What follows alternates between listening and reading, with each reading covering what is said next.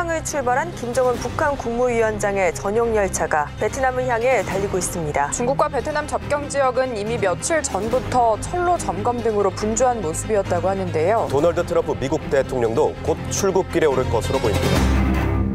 자, 이제 오늘부터는 북미 정상회담의 분위기가 확 달아오를 것 같습니다.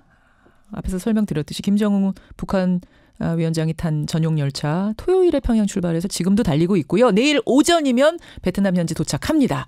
트럼프 대통령도 오늘 중으로 비행기에 올라타서 내일 도착합니다. 아직 회담 시작 전이지만 벌써 몇몇 특이한 점들이 눈에 띄죠. 왜 비행기로 고작 5시간이면 되는 거리를 60시간이나 기차를 타고 가는 건가?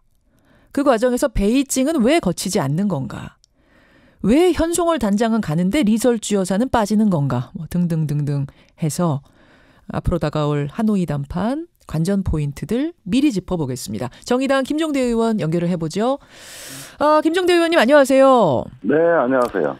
김정은 위원장이 탄 열차 출발한 게 토요일 오후니까 지금쯤이면 어디 달리고 있는 건가요? 글쎄, 워낙 비밀리에 이게 어느 노선으로 가는지도 밝혀져 있질 않고. 그러게요. 그냥 어디 굴속을 다니는 것 같은 느낌. 그러니까. 예, 제가 자세히 모르겠습니다만은. 예. 아마도 텐진을 지나서. 예. 지금은 그 중국하고 베트남의 접경 지역을 향해서 내달릴 겁니다. 아마도 빠르면 오늘 밤. 늦어도 내일 새벽이면 국경을 통과할 것 같이 보여집니다. 네. 사실 비행기 타면 5시간이면 금방 가요. 금방 가는 거리를 왜 굳이 60시간 이상 열차를 타고 어떤 데서는 이걸 고난의 행군 이렇게까지 표현을 했던데 왜 고생을 해가면서 기차 타고 가는 건가요? 글쎄 항상 북한 지도자들의 이런 기이한 행태는 안전과 경호를 이유로 해서 이루어진 것입니다. 예. 결국은 비행기에 대한 안전에 자신이 없는 것이고요. 또 한 가지는 육로에 아주 잘 단련이 돼 있어요. 그래서 심지어는 러시아까지도 기차를 타고 가지 않았습니다. 그렇죠. 과거 김정일 위원장 시절에 말했죠. 이런 걸 봤을 때 하나의 어떤 육로를 통해 가지고 긴 여정을 몸소 체험했다. 이렇게 어떤 그 지도자가 큰 어떤 그 여정에 고난의 행군이라고까지는 아니겠습니다만 긴 어떤 노정을 열차로 다니는 걸 어떤 로망이 있는 것처럼 이렇게 그동안 묘사해 왔죠.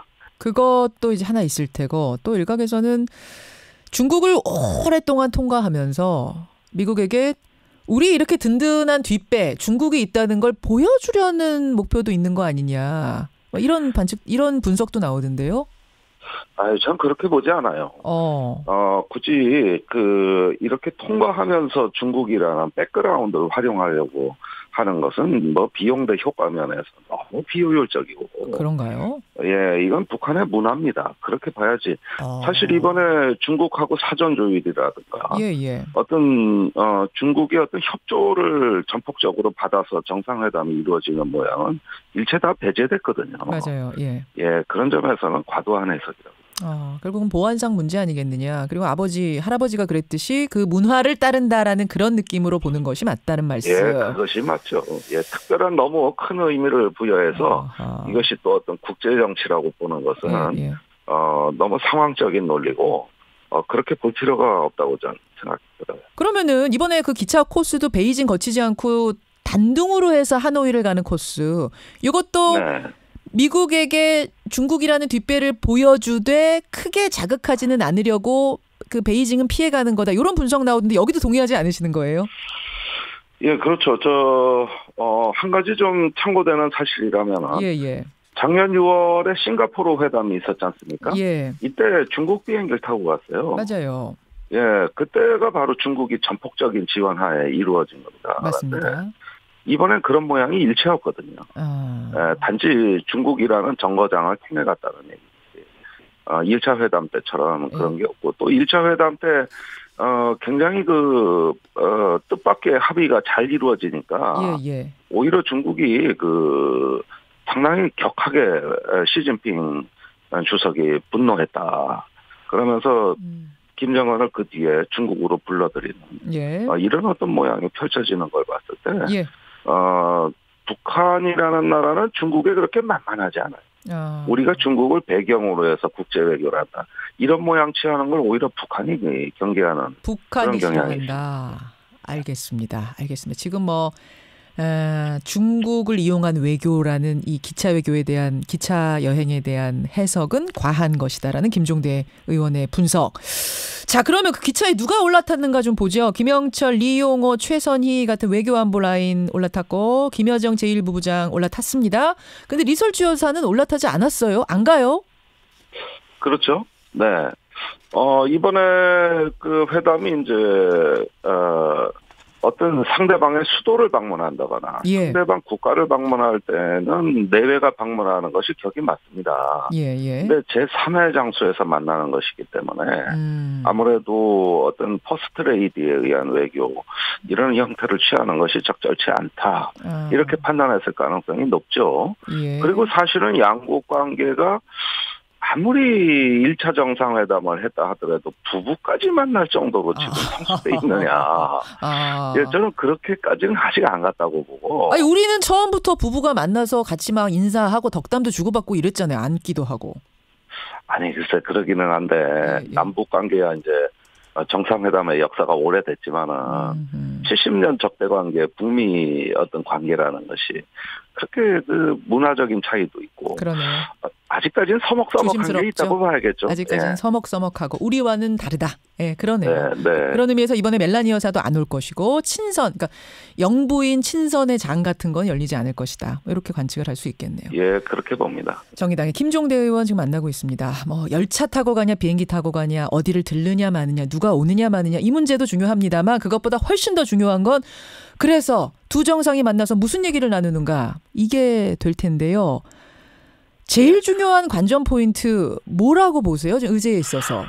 예, 저는 지금 상당수의 언론들이 너무 기대를 과하게 부풀리고 있다고 생각이 들어요. 이번 2차 회담 역시 완결판은 아닐 것이다.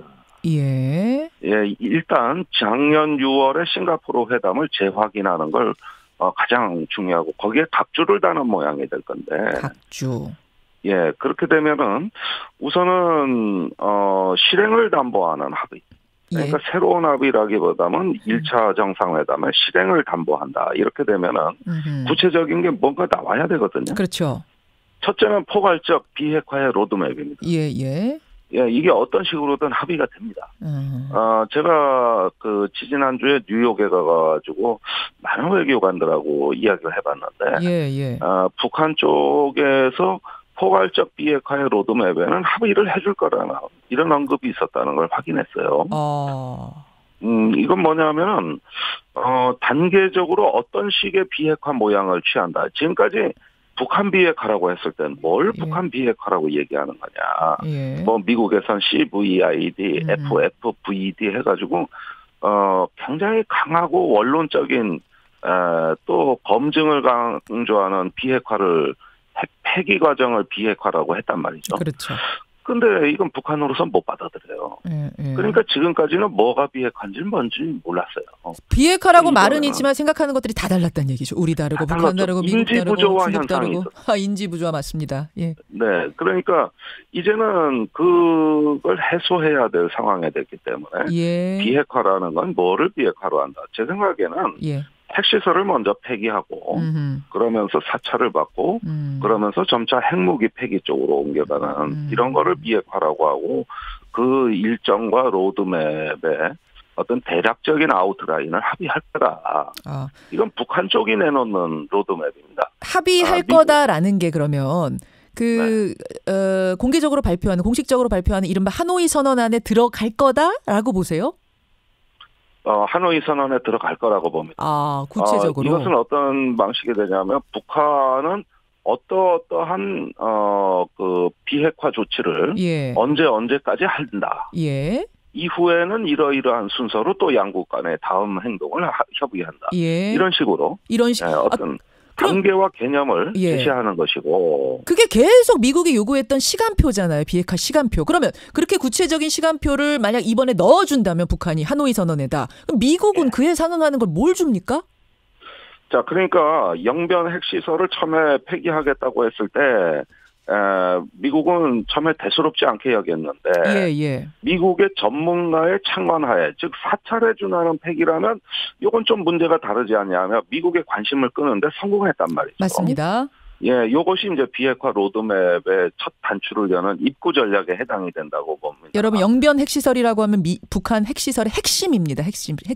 그걸 네네. 폐기하고 사찰까지 여기까지 이제 북한이 받는다는 거죠. 그러면 그렇게 되면은 그 단서 조항이 미국의 상응 조치가 있다면 이거였단 말이에요. 그렇죠. 이게 9.19 공동 합의 내용입니다. 그러면 상응 조치가 뭘 구성하게 되느냐가 이제 관심사인데. 세 가지를 얘기하고 있죠. 어떤 적대 관계 청산, 사실상의 종전선언이고. 두 번째는 경제 제재 해제가 아닙니다. 완화 내지 조정이에요. 경제 완화, 제재 완화. 세 번째는 양국 관계 정상화입니다. 이건 연락사무소 대표부 수준의 그렇죠. 어떤 그 파격적인 그 관계 개선 조치가 발표될 수 있어요. 이 세 가지 내용을 상응 조치로 구성하고 그 중에서 일단은 적대 관계 해소가 가장 우선시되지 않을까 생각이 들어요. 될 것 같습니까 이번에? 일단은 중국은 이번에 안 오는 것 같고. 그렇게 되면은 우리만 가기도 좀 그렇고 그럼 북미 정상만 남는데 두 사람이 종전선언까지 할 수 있을까요? 그러니까 제가 사실상의 종전선언이다 이렇게 말씀드린 것은 종전선언은 아니지만 적대행위 청산을 통해 종전에 버금가는 선언 이렇게 유도할 가능성이 높죠. 정치적인 평화선언 하게 되면 이건 또 3자냐 4자냐 그렇죠. 이 문제로 빠져들게 돼 있고 그 문제가 작년에 북미 간의 교착 상태 핵심 이유였습니다. 또 그걸 답습할 이유가 없겠죠. 그러니까 남북 간엔 종전선언을 한 것이나 마찬가지이기 때문에 북미 간에 하고 이렇게 차곡차곡 쌓아 올려서 나중에 보면은 이제 종전선언이나 다름없는 형태. 자, 그게 하나 될 것이라고 보시는 거고. 될 것이라고 보는 것이죠. 경제 제재는 어디까지 약속할 거라고 보세요? 경제 제재 완화. 경제 제재도 북한이 이제 영변이나 동창내 핵시설을 파괴하고 그 다음에 미국이 바라는 대로 추가적인 어떤 핵시설 파괴까지 명기되는 그 시점에 바로 미국도 상응하는 행동 이것으로서.